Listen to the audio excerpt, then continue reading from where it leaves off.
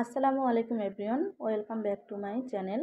আজকে আমি আবার একটা নাস্তার ভিডিও নিয়ে চলে আসছি। ভিডিওটা আশা করি ভালো লাগবে। যদি ভালো লাগে অবশ্যই লাইক, শেয়ার, সাবস্ক্রাইব করে পাশে থাকবেন। তো দেখতে থাকুন, চলুন। এখানে আমি একটা মিক্সিং বোল নিয়েছি। এখন দিয়ে দিব সিদ্ধ করা আলু।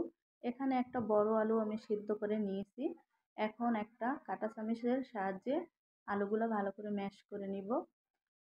তো কাঁটা চামচের সাহায্যে আমি আলুগুলো ম্যাশ করে নিচ্ছি। আপনারা চাইলে হাত দিয়েও ম্যাশ করতে পারেন, তবে কোনো রকম যেন দানা দানা না থাকে, এদিকে খেয়াল রাখবেন। তো পুরো ভিডিও কন্টিনিউ করবেন, প্লিজ স্কিপ করবেন না, তাহলে বুঝতে পারবেন না। তো আমার ম্যাশ করা শেষ, একবারে মিহি করে ম্যাশ করা হয়েছে। এখানে দিয়ে দিব আমি 1 কাপ ময়দা, আপনারা চাইলে আটাও দিতে পারেন। দিয়ে দিব 1 টেবিল চামচ চিনি, দিয়ে দেবো 1/2 টেবিল চামচ লবণ। এখন আমি সমস্ত উপকরণ দিয়ে মেখে নিব। এখানে কোনো রকম পানি দেওয়া যাবে না। দিয়ে দিব ধনিয়া পাতা 4 থেকে 5 টেবিল চামচ। এখন আমি ভালো করে সফট একটা ডো তৈরি করে নিব। কোনো রকম পানি দিবেন না, আলু দিলে কিন্তু এমনি ডোটা নরম হয়ে যাবে, দেখলেই বুঝতে পারবেন কতটা নরম হয়েছে।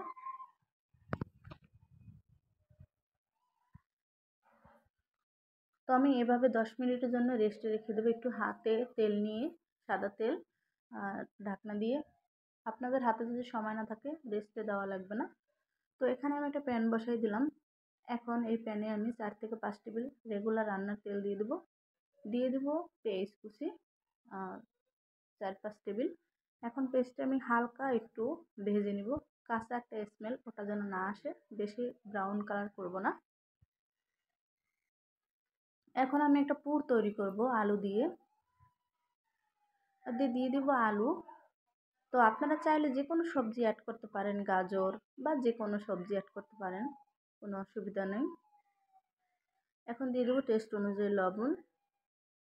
দিয়ে দেবো হাফ টিস্পুন ধনিয়ার গুঁড়া, হাফ টিস্পুন হলুদের গুঁড়া, হাফ টিস্পুন মরিচের গুঁড়া। এখন দিয়ে আমি একটু নাড়াচাড়া দিয়ে পানি দিয়ে ঢাকনা দিয়ে ঢেকে দিব। একটু পানি অবশ্যই দিবেন। দিয়ে দেবো কাঁচা মরিচ। ঝালের পরিমাণটা আপনার নিজেদের ব্যালেন্স বুঝে দিবেন অবশ্য।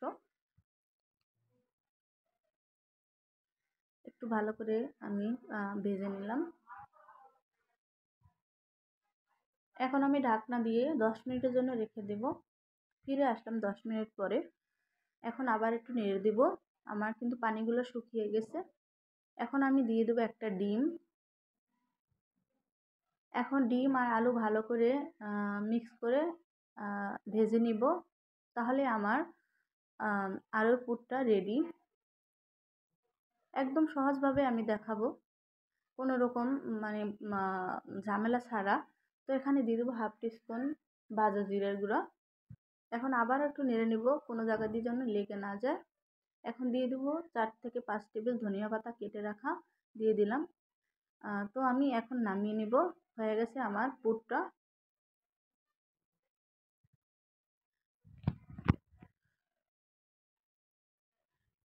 তো আমি 10 মিনিট পর ফিরে আসলাম। এখন আমি ডোটা একটু ভালো করে মথে নিব। তো একটা ফ্রিতে নিলাম।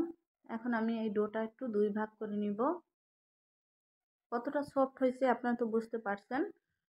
এখন এই ডো দিয়ে আমি একটা মোটা সাইজের রুটি তৈরি করে নেব। আর দিয়ে দিলাম আমি ময়দা। একটু ময়দা দিয়ে রুটিটা তৈরি করে নিব, তাহলে ভালো হবে।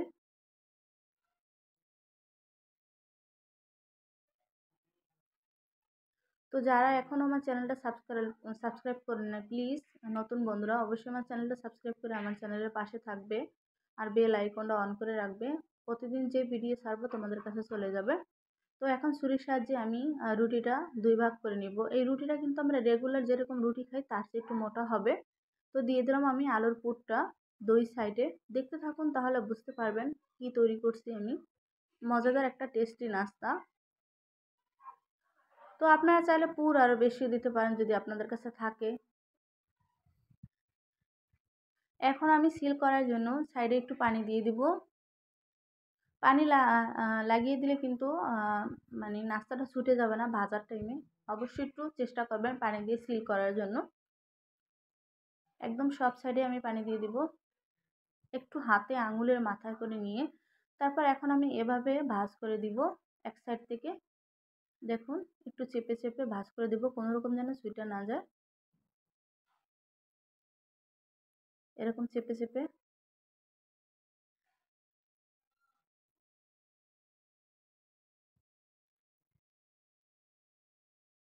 তো এভাবে এটাও ভাঁজ করে নিব। এখন একটা কাঁটা চামির সাহায্যে আমি ডিজাইন দিব।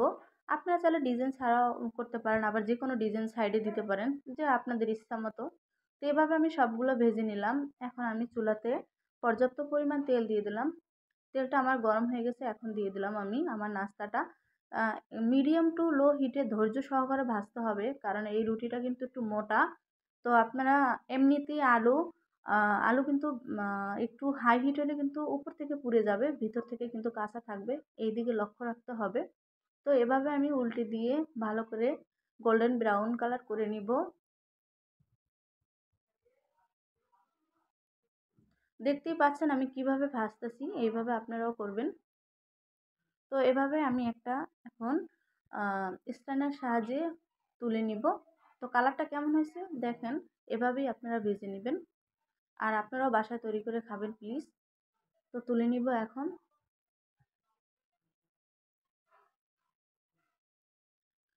তো আমি দ্বিতীয় ব্যাচে ভেজে নেব বাকিগুলা। তো আমার ভাজা শেষ, এবার আমি আপনাদেরকে দেখিয়ে দিচ্ছি যে ভিতর থেকে কি রকম হয়েছে নাস্তাটা অবশ্যই।